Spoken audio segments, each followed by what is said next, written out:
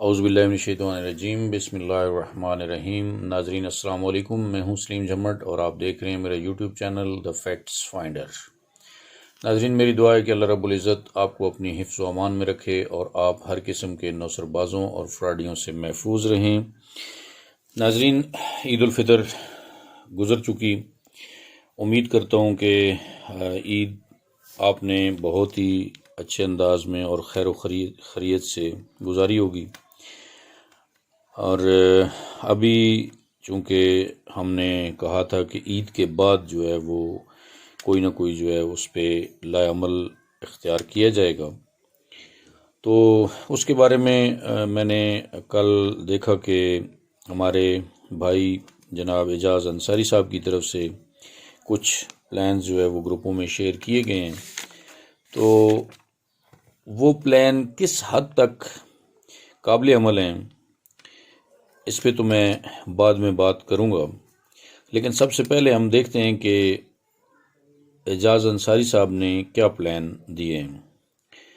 तो एजाज़ अंसारी साहब की तरफ से दिया गया जो इन्वेस्टर्स के लिए प्लान है उस पे उन्होंने जो एक फार्मूला दिया है उसके मुताबिक ये है कि फॉर एग्ज़ाम्पल एक बंदे का टोटल उसकी इन्वेस्टमेंट है 1,00,000 रुपये, उसने उसमें से 30,000 रुपये विड्रॉल लिया है, तो उसकी पेंडिंग अमाउंट जो है वो 70,000 रुपये बचती है।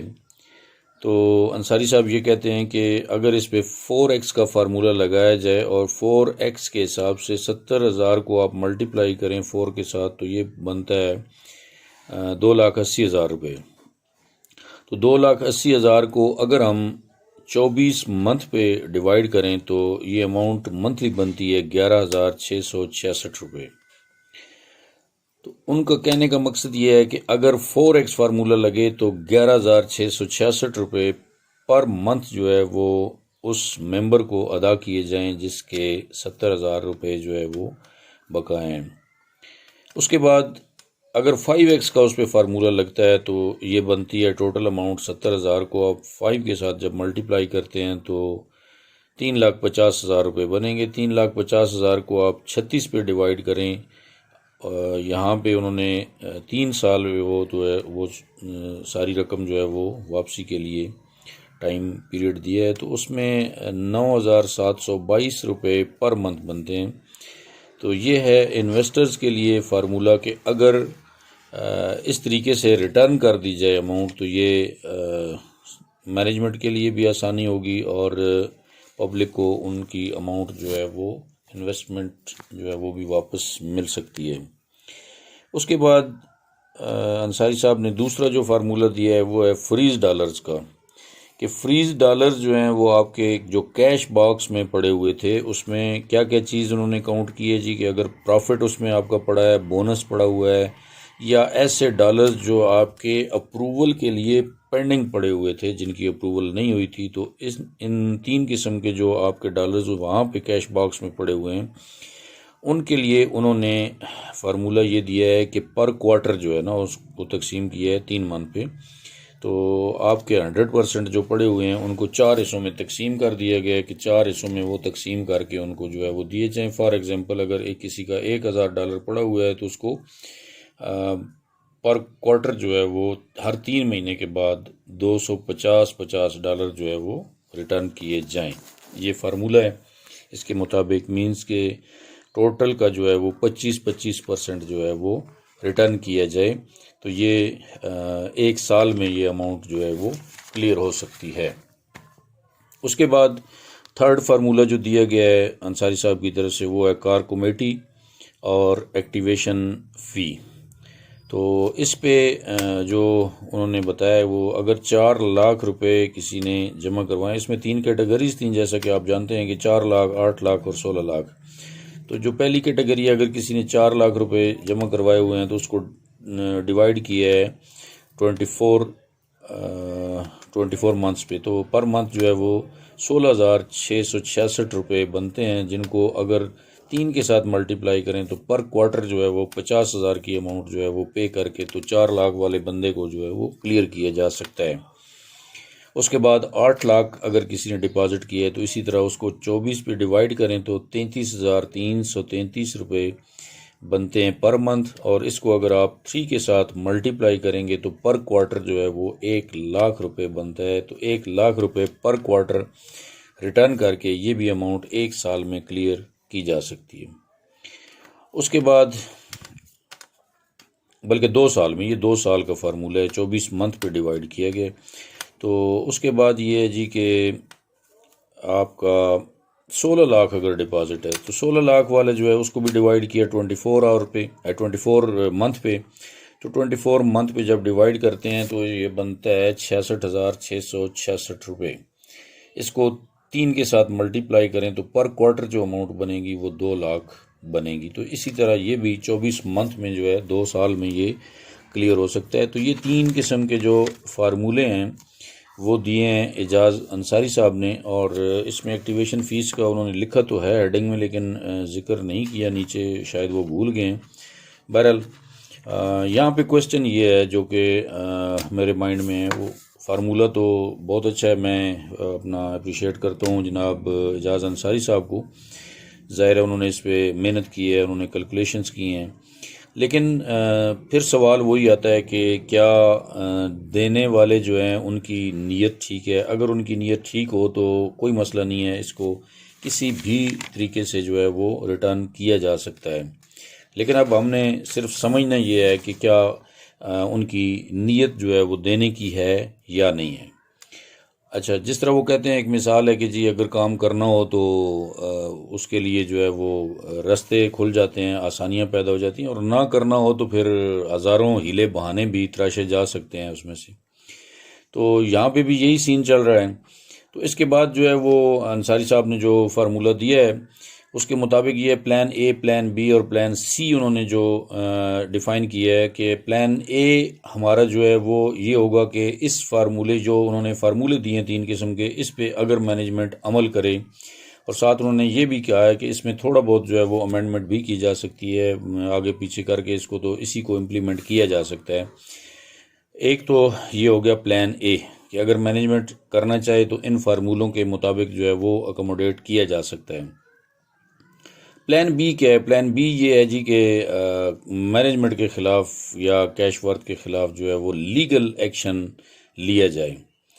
तो लीगल एक्शन में एफआईआर भी हो सकती हैं, लीगल एक्शन में एफआईए में रिपोर्ट्स भी हो सकती हैं, उसके बाद नैब में एप्लीकेशंस भी हो सकती हैं। तो ये लीगल एक्शन का फार्मूला है कि अगर हम प्लान बी में जाएंगे तो फिर ये सारे ऑप्शंस जो हैं वो हमारे लिए खुले होंगे।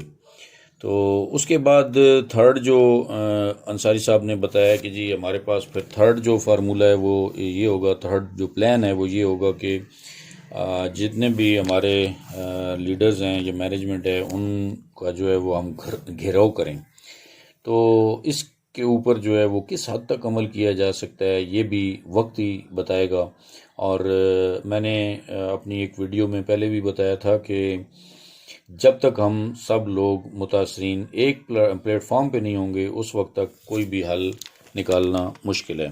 अब यहाँ पे मैं आप तमाम अहबाब को एक चीज़ जो बता देना चाहता हूँ कि जो मैंने एक्सपीरियंस हासिल किया है कि मैनेजमेंट आपके साथ करने क्या जा रही है या क्या करना चाहती है। लेकिन जब B4U बंद हुई थी तो उस वक्त जो जोश और जज्बा पूरी B4U फैमिली के अंदर था, उस वक्त वो पॉजिटिव जज्बात थे, वो आज की निस्बत बहुत ज़्यादा जो है ना वो मुनज़्ज़म तरीके से पूरी B4U फैमिली चल रही थी, एक प्लेटफॉर्म पे थे और बैक ज़बान जो है वो बातचीत करते थे। लेकिन आज तकरीबन मेरे ख्याल में 2.5 साल गुजर गए हैं। 2.5 साल गुजरने के बाद जो है वो वाला जोश नज़र नहीं आता है। इसकी वजूहात क्या हैं? इसकी वजूहात ये हैं, ये बात बड़ी समझने की है कि मैनेजमेंट जो है वो आपकी नब्ज़ किस तरह चेक कर रही है। मैनेजमेंट ये चाहती है कि कुछ लोग, तो आपके सामने की बात है कि कुछ लोग जो हैं मेंबर्स इसी तगोदो में और इसी परेशानी में, इन्हीं टेंशनों में कुछ लोग अल्लाह को प्यारे हो चुके हैं। कुछ लोगों के जो है वो घरों में झगड़े फसाद शुरू हो गए, कुछ लोग जो है वो आपस में दस्तो गिरबान हो गए, कुछ लोग जो हैं वो उन्होंने दूसरी कंपनीज ज्वाइन कर ली और उनकी टेंशन जो है वो यहाँ से जो है डाइवर्ट होकर दूसरी कंपनियों में चली गई। कुछ लोग ऐसे हैं जो कि बिल्कुल मायूस हो चुके हैं और वो खामोश होकर बैठ गए हैं। अब एक तबका रह गया है कि जो कुछ ना कुछ उसमें जान बाकी है और वो अभी तक जो है वो मुहाज पे जो है वो मोर्चे संभाले हुए हैं। तो इन लोगों को मैनेजमेंट चाहती है कि मज़ीद डिवाइड किया जाए। तो ये जो कोई भी कमेटी बनती है या कोई भी प्लेटफॉर्म बनता है मुतासरीन के हकूक़ की बात करने के लिए, उसको जब तोड़ा जाता है तो उसको तोड़ने का मकसद ये होता है कि ये जो ताकत अभी इकट्ठी हो गई है एक प्लेटफॉर्म पे, इसको ख़त्म किया जाए, इसको डिवाइड किया जाए, जब इसको मुख्तलिफ़ हिस्सों में बांटा जाए। तो जब वो मुख्तलिफ़ हिस्सों में बट जाते हैं, मुख्तलिफ़ लीडर्स के साथ जुड़ना शुरू हो जाते हैं, तो फिर क्या होता है कि फिर वो ताकत मुतासरीन की कम हो जाती है। मैनेजमेंट को थोड़ा सा हौसला हो जाता है, वो रिलैक्स हो जाते हैं कि अब इनकी ताकत जो है वो कमज़ोर होगी है। तो इन बातों को समझने की ज़रूरत है मुतासरीन के लिए। मैं पहले कई दफ़ा ये बात कर चुका हूँ कि जब तक हम लोग एक प्लेटफॉर्म पे इकट्ठे नहीं होंगे, उस वक्त तक जो है वो हम कोई काम भी नहीं कर सकते हैं। तो इसमें मैं यहाँ पे एक मिसाल देना चाहता हूँ, और नाम मैं नहीं लूँगा, समझना आपने। अब आपकी अपनी फहम फरासत है कि एक टाइम आया था, एक हमारे लीडर, बड़े काबिल एहतराम लीडर, उन्होंने एक आवाज़ लगाई थी कि जी हमने पूरे पाकिस्तान से जो है वो लिस्टें तैयार कर ली हैं और हम इंशाल्लाह नैब कोर्ट जाएंगे और एहतजाज करेंगे, हमने गाड़ियों का भी इंतज़ाम कर लिया है, ये हो गया वो हो गया। मुझे बड़े बावसूख ज़राए से पता चला है ये कि ये काम जो किया गया था उस दौर में, जो ये बात की गई थी उनकी तरफ से, ये सैफुर रहमान साहब के कहने पे की गई थी कि आपने ये ग्रुपों में अपना जो है वो बयानियाँ देना है अभी, और आपने लोगों को अपनी तरफ मुतवज्जो करना है। इसके पीछे लॉजिक क्या था उस वक्त? इस वक्त लॉजिक ये था कि उस वक्त लोग जुड़े जा रहे थे जावेद ख़ान साहब के साथ, और जावेद ख़ान साहब के साथ बड़ा लोग जो है वो ज़ोर शोर से जुड़ रहे थे, और वहाँ पे ताकत जो है उसमें दिन ब दिन इजाफा होता जा रहा था। तो मैनेजमेंट ने सोचा कि वहाँ से लोगों को तोड़ के जो है वो किसी और जगह पे इनको इकट्ठा किया जाए। तो उन्होंने ये प्लान तरतीब दिया कि जी एक ऐसा बंदा हमें चुनना चाहिए कि जो इस तरह की आवाज़ लगाए और लोग वहाँ से छोड़ के यहाँ पे जुड़ना शुरू हो जाएं। तो ये हैं जनाब टैक्टिक्स मैनेजमेंट के, जो कि आपके ख़िलाफ़ इस्तेमाल किए जा रहे हैं। अब इन चीज़ों को अभी तो हम समझ चुके हैं, और इंशाल्लाह वक्त के साथ साथ आप भी शायद समझ जाएं। और अगर ये आपकी समझ में टैक्टिक्स आ जाते हैं और आप इन टैक्टिक्स को समझते हुए कोई भी लाए अमल इख्तियार करेंगे, तो मेरे ख़्याल में आपके लिए आसानियाँ होंगी। बहरहाल मैं इस हक़ में हूँ कि तमाम लोग जो है वो एक जगह पे मुत्तफ़िक हों, एक प्लेटफॉर्म पे इकट्ठे हों, और एक लाए अमल जो है वो तैयार किया जाए।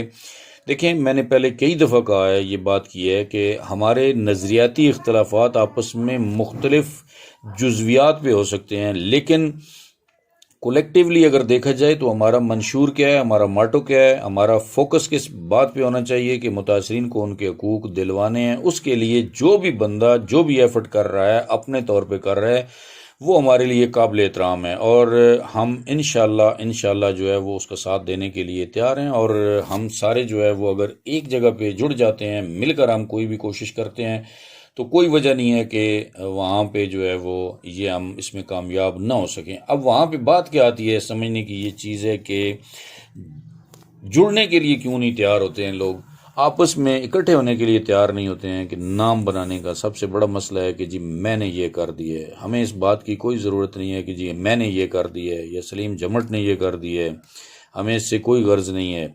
हमारा जो मतमय नज़र है वो सिर्फ़ और सिर्फ ये है कि मुतासरीन को उनके हकूक़ दिलवाए जाएँ, वो खा किसी भी तरीके से दिलवाए जाएँ। उसमें जिसकी जितनी भी एफ़र्ट शामिल हो, उसमें किसी की ज़्यादा एफ़र्ट होगी, किसी की कम होगी, लेकिन इस बात को डिस्कस ही ना किया जाए। मैं नहीं समझता कि ये डिस्कसेबल चीज़ है। बहुत ये घटिया जहन की इख्तरा हो सकती है कि कोई बंदा कहे जी कि मैंने यूँ किया, मैंने फ़लाँ किया, लेकिन जो वसी व नज़र लोग हैं वो इस तरह की बातों पे गौर नहीं करते हैं, और उनका जो ख़्याल होता है वो ये है, या उनका जो प्रोग्राम होता है वो ये होता है कि जी हमारा जो मेन टारगेट है उसको हमने अचीव करना है।